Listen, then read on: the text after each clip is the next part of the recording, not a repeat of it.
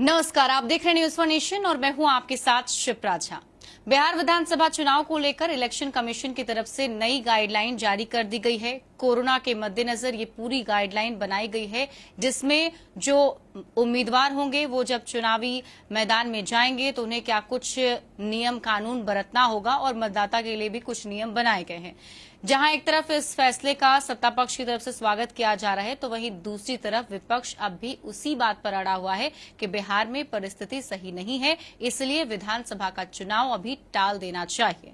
ताजा हालात पर बातचीत करने के लिए हमारे साथ रालोसपा के प्रदेश महासचिव सह प्रवक्ता धीरज सिंह कुशवाहा हैं। उनसे ही जानते हैं कि क्यों आखिर विपक्ष को ये लग रहा है कि अभी चुनाव नहीं होना चाहिए। सबसे पहले तो बहुत बहुत स्वागत है सर आपका। जी नमस्कार। पहला सवाल मेरा यही है कि इलेक्शन कमीशन जिस तरीके से तैयारी कर रहा है और ये बीते दिनों से ही पता चल रहा था कि सही समय पर चुनाव होगा, लेकिन फिर भी आप लोग अभी भी यही मांग कर रहे हैं कि चुनाव को टाल देना चाहिए। जी बिल्कुल। कल इलेक्शन कमीशन द्वारा जो गाइडलाइन जारी किया है उसका तो अब स्वागत करना ही होगा। और सरकार शुरू से ही पक्षधर थी समय पर चुनाव कराने के लिए। एक तरफ से बाढ़ है, एक तरफ से कोरोना चल रहा है और बिहार के जितने भी प्रवासी मजदूर हैं, आप देख रही होंगी शिप्रा जी कि जिस समय 5-10 करके केस शुरुआती दौर में कोरोना का मरीज जो मिल रहे थे भारत में, तो उस समय हमारे बिहार के जितने भी प्रवासी मजदूर हैं उसको मारा गया, भगाया गया, नौकरी से निकाला गया, लोग सड़कों पर मरे, प्रशासन द्वारा टर्चर किया गया, रेल के पटरियों पर लोग मरे।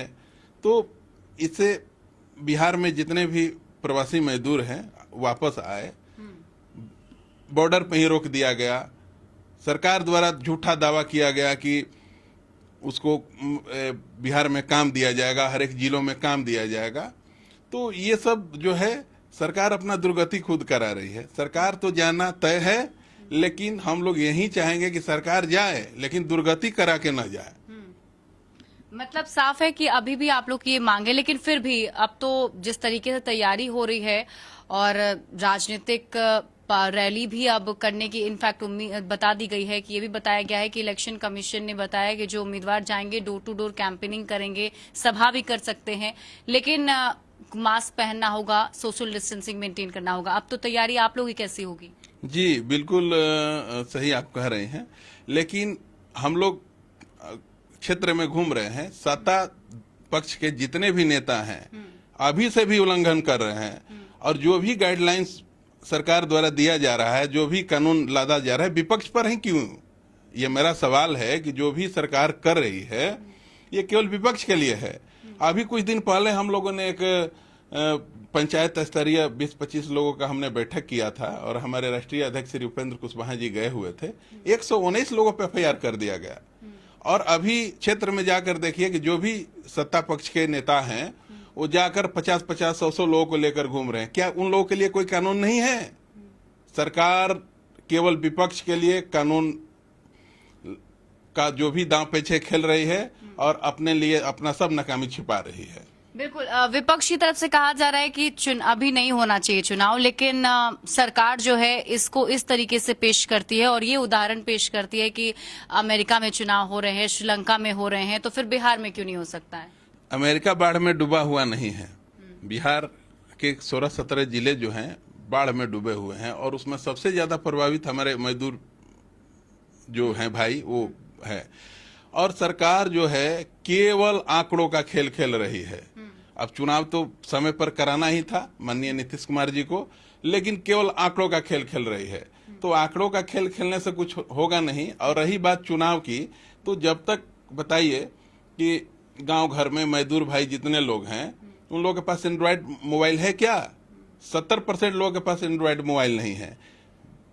जितने भी NDA गठबंधन जो है ये पार्टी अपना प्रचार कर रही है वर्चुअल रैली से, जब तक एक्चुअल रैली नहीं होगा तब तक कुछ होने वाला नहीं है। और जो भी गाइडलाइंस होगा, क्या आप बताइए, जब चुनाव होगा, जब बूथ पर लोग जाएंगे, क्या सोशल डिस्टेंसिंग का पालन किया जा सकता है? इतने भारी मात्रा में लोग आते हैं। तो ये बहुत सारी बातें हैं जो कि ये संभव नहीं है और इसका इसलिए हम लोग विरोध कर रहे हैं। लेकिन सरकार का तो कहना है कि हमारा तो कोई हस्तक्षेप है ही नहीं, ये तो सिर्फ और सिर्फ चुनाव आयोग कंडक्ट कराता है कि कैसे चुनाव होना है, और ये चुनाव आयोग की जिम्मेदारी है कि सोशल डिस्टेंसिंग कैसे मेंटेन कराना होगा। शिप्रा जी, आप भी समझती हैं कि माननीय मुख्यमंत्री जी द्वारा अगर चुनाव आयोग को कुछ दिया जाता तो हम लोग समझते। जब कुर्सी की बात आती है तो कुर्सी तो ये छोड़ना चाहते नहीं है, और पूरे भारत की जनता कह रही है कि नीतीश कुमार जी अब कुर्सी कुमार हैं, सब कुछ पे कंप्रोमाइज कर लेंगे, लेकिन जब कुर्सी की बात आएगी तो फिर किसी को सुनते कहाँ हैं। अच्छा, इस बार डिजिटल और वर्चुअली भी लोगों से कांटेक्ट किया जा रहा है, लोगों से मिला जा रहा है, वैसी रैलियां की जा रही हैं, और इसमें कहा जाता है कि बीजेपी के पास प्रॉपर संसाधन भी हैं। आप लोग के लिए क्या चुनौतीपूर्ण होगा चुनाव प्रचार कर पाना, लोगों तक पहुंच पाना? देखिए, हमारी जो पार्टी है और महागठबंधन के जो भी दल हैं डिजिटली पर भरोसा नहीं ज्यादा करते हैं, एक्चुअल रैली पर भरोसा करते हैं। तो हम लोग पंचायत स्तरीय, प्रखंड स्तरीय पर काम कर रहे हैं और संगठन को मजबूत कर रहे हैं। और हमारी जो पार्टी है रालोसपा, वो पूरे 243 सीटों पर कार्य कर रही है, ताकि सहयोगी दलों के जो भी प्रत्याशी जाएं तो उसको जिताने का हम लोग काम करें। बिल्कुल। और क्या कुछ मुख्य मुद्दे आप लोगों के होंगे जनता के लिए इस बार चुनाव में? मुख्य मुद्दा जो है हम लोग का शिक्षा है, रोजगार है, पढ़ाई लिखाई, इस पर हम लोग का ज्यादा फोकस है। और हमारे जो भी बिहार के युवा साथी हैं उन लोगों के लिए रोजगार मिले, बाहर न जाना पड़े, यहीं पर रहकर इंडस्ट्री भी आए, बाहर लगे। तो बहुत सारी मुद्दाएं हैं, लेकिन मेन हम लोग का फोकस यही है। जी, अब बिहार विधानसभा चुनाव में जो है नीतीश कुमार के लिए अगर कोई मैसेज आपको देना पड़े हमारे चैनल के माध्यम से, तो क्या एक मैसेज आप देंगे इस बार चुनाव को लेकर? मैसेज तो हम नहीं देना चाहेंगे, लेकिन यही हम लोग का है कि जनता ने तय कर लिया है कि माननीय नीतीश कुमार जी आपकी सरकार जा रही है। जाइए, प्रेम से जाइए, दुर्गति करा के न जाइए। चलिए, बहुत बहुत शुक्रिया हमारे साथ जुड़ने के लिए। तो हमारे साथ अभी रालोसपा के प्रदेश महासचिव सह प्रवक्ता धीरज सिंह कुशवाहा थे, जिन्होंने साफ साफ कहा है कि इस बार नीतीश कुमार का जाना तय माना जा रहा है, क्योंकि जो विश्वासघात उन्होंने जनता के साथ किया है, जो वादे उन्होंने जनता से किए, वो अभी तक पूरे नहीं हुए हैं। ज्यादा अपडेट के लिए आप जुड़े रहिए न्यूज़4 नेशन के साथ। नमस्कार।